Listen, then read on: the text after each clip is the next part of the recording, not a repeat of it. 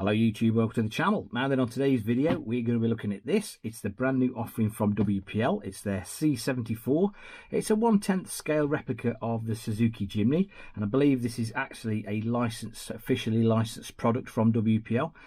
Now, just before we get into the video, I just want to say a big thank you. We surpassed 3,000 subscribers not so long back, so I just want to say a massive thank you to everybody who watches the videos and supports the channel. Big thumbs up to you guys. Anyway, enough of the waffle. Let's crack the box open and see what this brand new WPL's like. Right then, in the box we've got our instructions, and these basically detail how to put the accessories onto the body. We've got a bag of accessories, and this includes a little screwdriver, USB battery charger, and all the bits and pieces we need to finish off the body. We've got one battery, and that was located actually inside the truck. We've got our ubiquitous WPL transmitter here. Now, these are getting a bit long in the tooth, and they are a bit cheap. They do feel a bit cheap, but do you know what? They do the job, and they've had the same transmitter for God knows how long.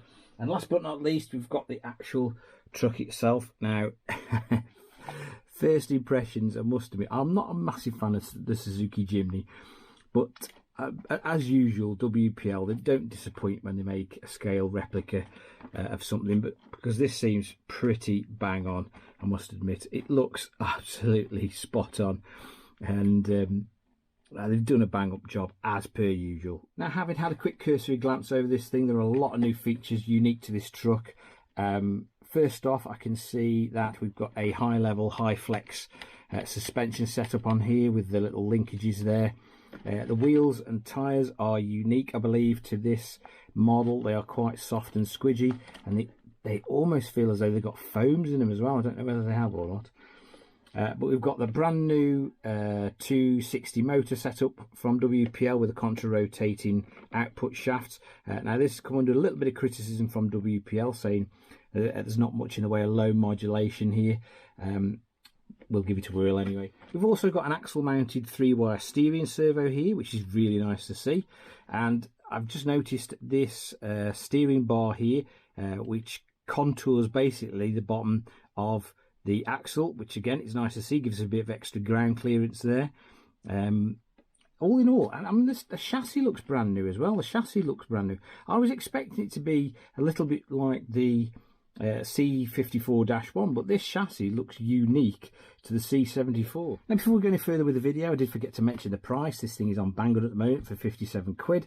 I will leave a link in the description, which is about $65 US approximately. I'm just waiting for the battery to charge up so we can see what the lights look like. And incidentally, while I'm thinking about it, with regards to the lights, the battery lives in a little compartment to the back there, just like the D12, which is a nice touch, but it might make running a larger battery slightly more difficult. And now they've started putting the on-off switch sort of underneath at the front there.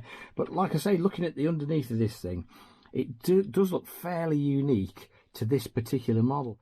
Right, well, I've partially charged the battery, and there are the lights, pretty standard. There's nothing at the rear. Just thought I'd check the low speed modulation, because like I say, there's been some criticism about that motor. And to be honest, it seems pretty good. Let's give it a bit more of a challenge. I mean, that's not bad actually. I don't know whether they've changed anything. I mean, this thing has got absolutely stupendous ground clearance as well. That high-level kit really does make a massive difference. Anyway, let's go and see what this thing is like. Right, unfortunately, we're going to have to do a bit of an indoor test with this thing at the moment, because the weather here in the UK has been absolutely atrocious. I mean, it hasn't stopped raining for a few days. But we're going to introduce this Jimny to the sofa of death. I have realised, actually, why this thing has got such a nice crawl. I made a mistake in the earlier part of the video and said it had a 260 motor. I think this has got more like a 360, to be honest, like the 2-speed motor and gearbox. So that's why it's got a decent crawl on it. But anyway, let's give this thing a whirl.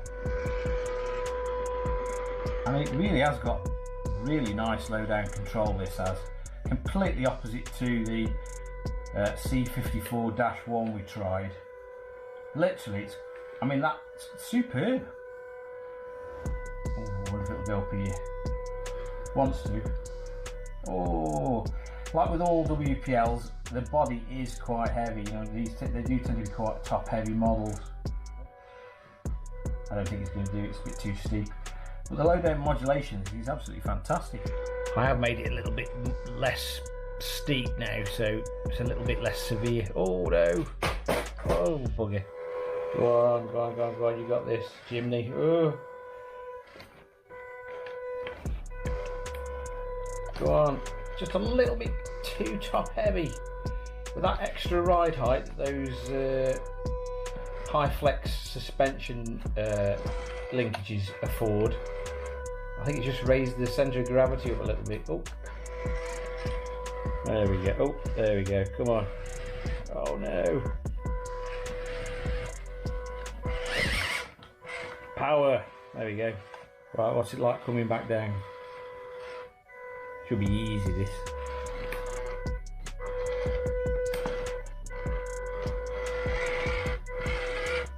Oh.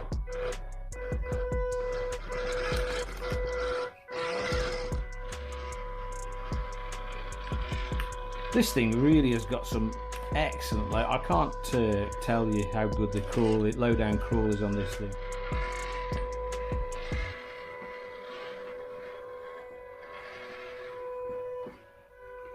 That flex suspension really doing its job as well.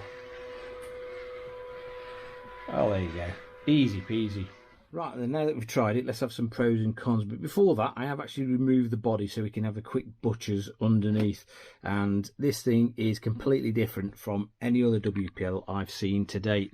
I think the only thing that is similar are the axles, to be honest. Everything else looks completely different. But this chassis is unique, I'm pretty sure, to the C74. There's our 360 motor there. You'd normally find one of those, or is it 370? I can never remember. You'd normally find one of those on the 2-speed anyway.